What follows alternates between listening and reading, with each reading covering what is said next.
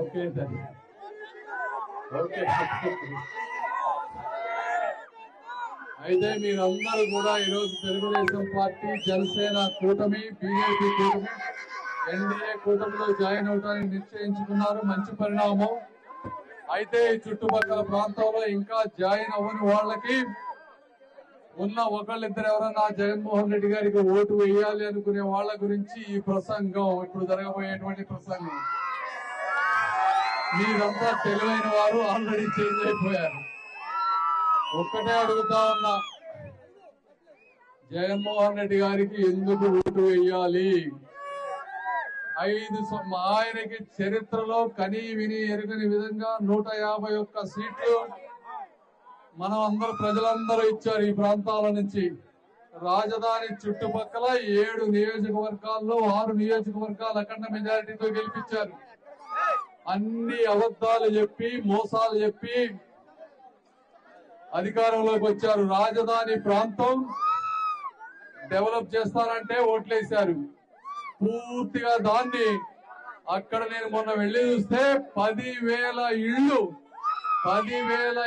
80% complete అయిపోయిన ఇళ్లని ఎవ్వరికి ఇవ్వకుండా పిచ్చి మొక్కలకు వదిలేశారు.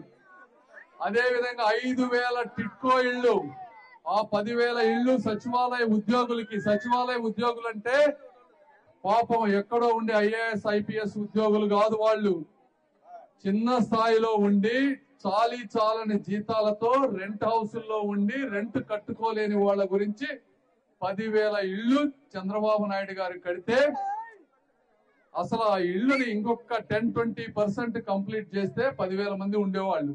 అదేవిధంగా టిట్కో ఇళ్లు 5,000 ఇళ్లు. ఎందుకంటే ఈ రోజు పేదరికంలో ఉన్న ప్రతి వ్యక్తికి, ప్రతి తల్లి కోరుకునేది ఇళ్లు ఇళ్లు ఇళ్లు ఇళ్లు. ఇది వాస్తవం.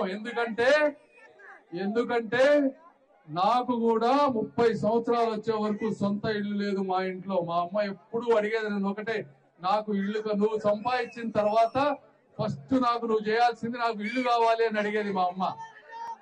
అంటే ఒక మహిళకి ఇల్లు విలువ అంతది. అలాంటి ఇల్లు విలువ వ్యక్తిత్వం. అంటే నువ్వు జగన్మోహన్ రెడ్డి గారు ప్యాలెస్ల్లో 1000 ఎకరాల్లో ఆయన ఇల్లు కట్టుకుంటారు, 100 ఎకరాలలో. కానీ పేదవాళ్ళకి ఇల్లు విషయం వచ్చేటప్పటికి కట్టిన ఇల్లు కూడా ఇవ్వరు. అయితే 1 సెంటు పట్టాలు ఇచ్చారు కొంతమందికి.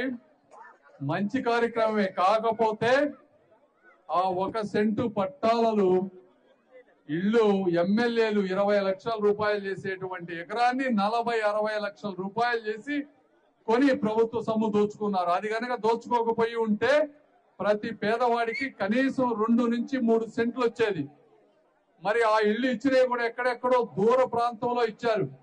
అయితే మీరు పిల్లల స్కూలుకు పంపించాలంటే, పని చేయాలంటే ఎక్కడో ఊరి అవతలోనో, కొండల్లోనో, డ్రైనేజీలు లేని ప్రాంతాల్లోనో, స్కూల్ లేని ప్రాంతాల్లో స్థలాలు ఇస్తే ఉపయోగమే ఉంది? ఆ ఇళ్ల పట్టాలు అసలు చూసుకుని ఎక్కడున్నాయో తెలుసుకునేటప్పటికే పేదవారి జీవితం టైం అంతా అయిపోతుంది.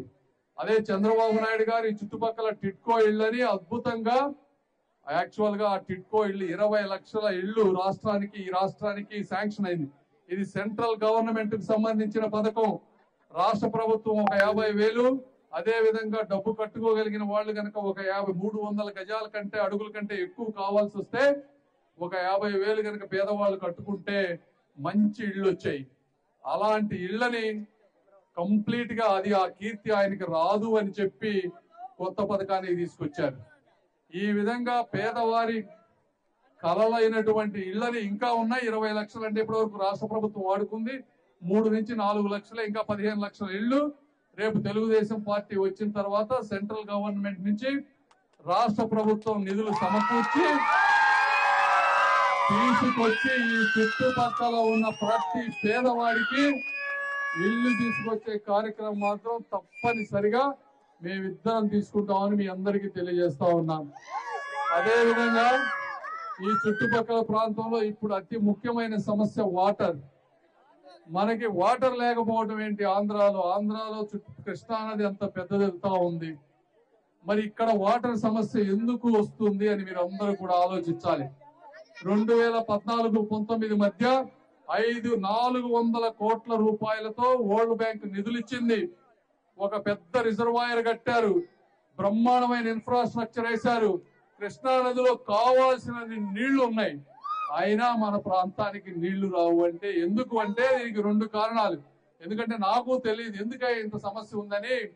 కొంతమంది వాటర్ డిపార్ట్మెంట్ అధికారులతో నేను మాట్లాడా, ఎంపీ కాకపోయినా అడిగాను, ఆల్రెడీ మాట్లాడా, ఎందుకు ఇవ్వట్లేదు మీరు నీళ్ళని అడిగితే, సార్ అధికారుల్లో కొంతమంది ఈ నీళ్ల చుట్టూ తిరిగితే వాళ్ళకి డబ్బులు లేవు సార్, ఇందులో డబ్బు పొజిషన్ లో ఈ రోజు ఈ రాష్ట్రానికి ఈ ప్రాంతానికి అన్యాయం చేశారు.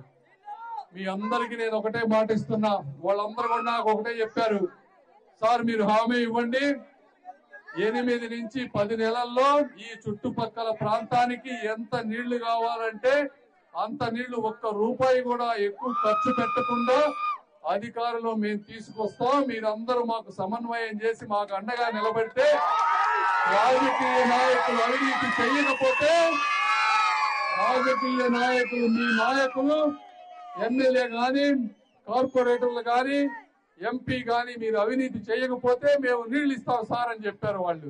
మీ అందరికీ నేను మాట ఇస్తా ఉన్నాను, మాధవి గారు, నేను ఇది పెమ్మసాని అని నేను ఇచ్చేటువంటి హామీ తప్పకుండా